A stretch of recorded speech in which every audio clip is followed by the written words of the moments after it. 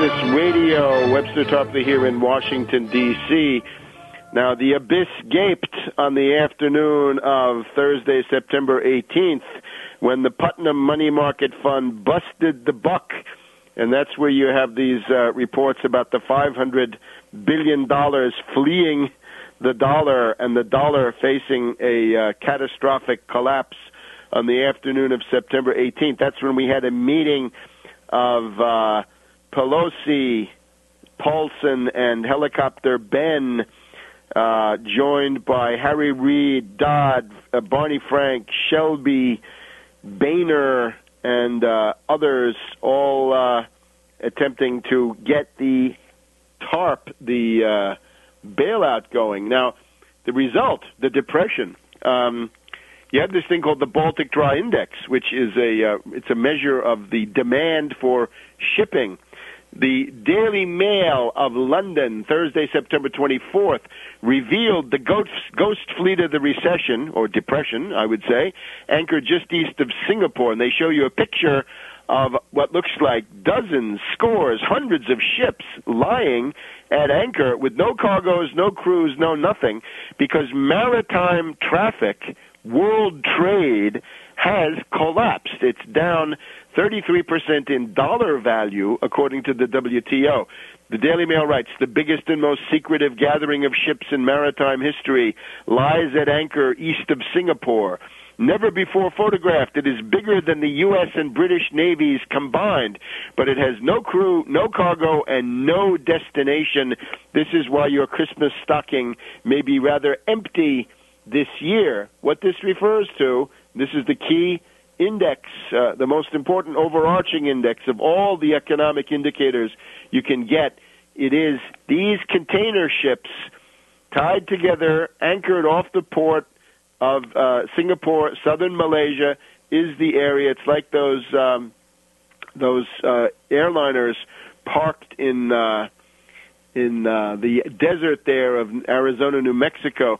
This is the area by the Straits of Malacca between Malaysia and Indonesia.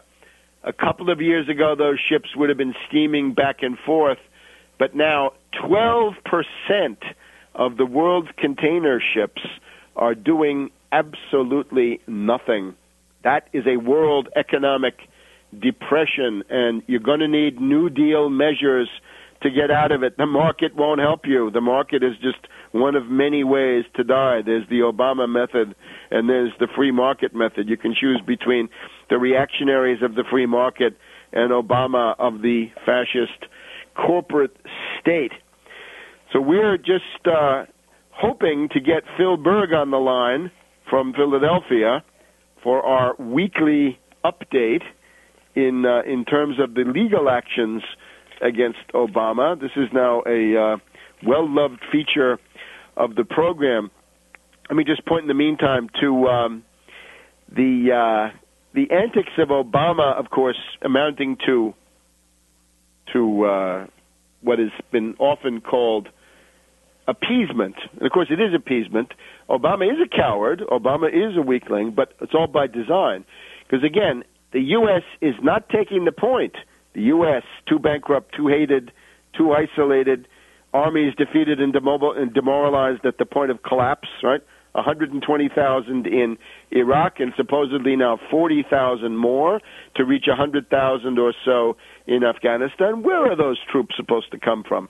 Obama's in the process of breaking the U.S. Army in the same way that the French generals broke the French Army back in 1917. But Obama's an appeaser. You just have to remember what appeasement was. Appeasement was not a peace policy. Appeasement was the goal of Sir Neville Chamberlain, the Clifton set, Lady Astor, Lord Astor, and the rest of their fascist clique. Build up Hitler, send him east, play Hitler against Stalin, Nazi Germany against the Soviet Union, destroy both, if possible, certainly weaken both, and the British Empire can go on for another 100 years.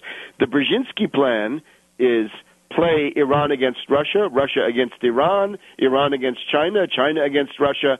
Anything you can do in that regard is all gravy, and maybe the U.S.-British world domination can go on for another century.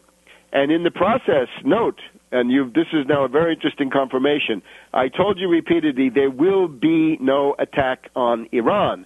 And we have the Brzezinski interview with the Daily Beast where he tells Gerald Posner, if the Israelis attempt to strike at Iran, the U.S. Air Force should be given orders to challenge them, to deflect them, and if necessary, shoot them down in a U.S. Liberty in reverse incident. Now, this is a rather vehement form of what I was telling you the whole time. The U.S. and the British have bigger things to do with Iran than get themselves involved, bogged down in another quagmire, unwinnable, hopeless war. This is what Brzezinski said at the beginning of 2007. He said if these Cheney people are allowed to pull off another false flag operation, the U.S. will be at war alone with Iraq, Iran, Pakistan, and Afghanistan, and that is hopeless. And that was Brzezinski's project of 2007, was to try to stop that. So that is why I don't believe there will be an attack on Iran. Obama has other fish to fry with Iran, and that is to play Iran against Russia. That is the goal. And that, of course, in order to do that, you can't go attacking Iran. We're now joined by the Alpha Birther, the founder of the birth certificate legal cause at the Supreme Court back in August of 2008. Phil Berg took the lead, and he's still in the lead, so we're always glad to have him on the program. Phil, welcome. Can you give us an update? Well, not much more to update, except we're closer to the October 26th hearing date for before the Third Circuit Court of Appeals on the issue of standing. Third Circuit takes in Pennsylvania, New Jersey, and Delaware. All this information can be found on our website, obamacrimes.com. This is the issue I was thrown out on standing last year, and it's taken its time working itself up to the Third Circuit. They had us tentatively scheduled this past May, but put it off. So hopefully October 26th, we will go forth for standing. You know, for your listeners out there, the court below stated that I didn't have standing, that Webster, you didn't have standing, none of your listeners had standing, no one had standing to challenge the U.S. Constitution, which I think is absurd. So we're hoping that the Third Circuit will have some, well, I guess what we need is justices and judges with guts, because, you know, we're going against the President of the United States, but he really doesn't belong being president. He's a usurper.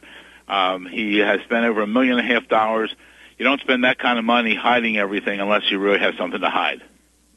I also want to stress what I think we talked about last week is that there are two questions involved here. One is Obama a natural-born citizen? And that's one of the things that the Constitution demands.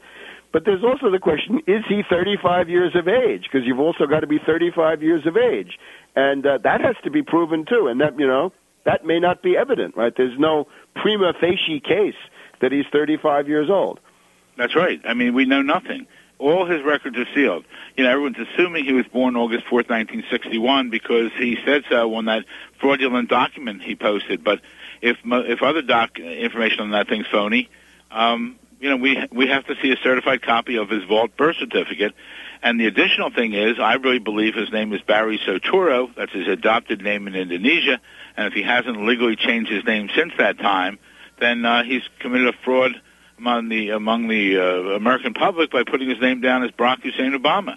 He has a lot of questions to answer, and I just hope we can get the court to do something. If not, we have to stress, get the American public involved. If we can get 75 million people involved in this, out of the 220 million that are eligible to vote, we can make a difference in this country. Okay, Phil. We'll be with you again next week and keep up with the news. But October 26th in Philadelphia. ObamaCrimes.com. Phil Berg, thank you very much. Thank you.